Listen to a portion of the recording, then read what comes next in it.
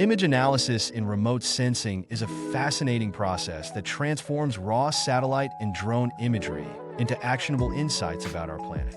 It starts with pre-processing, where we correct for sensor noise and align images to real-world coordinates. Then, we enhance these images using techniques like contrast stretching and edge detection to reveal hidden features. Classification follows, where we categorize land cover into types like forests or urban areas, using methods from supervised to unsupervised learning. Change detection allows us to track transformations over time, such as urban sprawl or deforestation.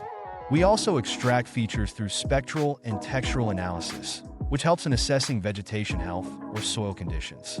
The fusion of data from various sensors enhances our understanding of complex scenarios. This technology plays a crucial role in environmental monitoring, agriculture, urban planning, disaster management, and climate change studies.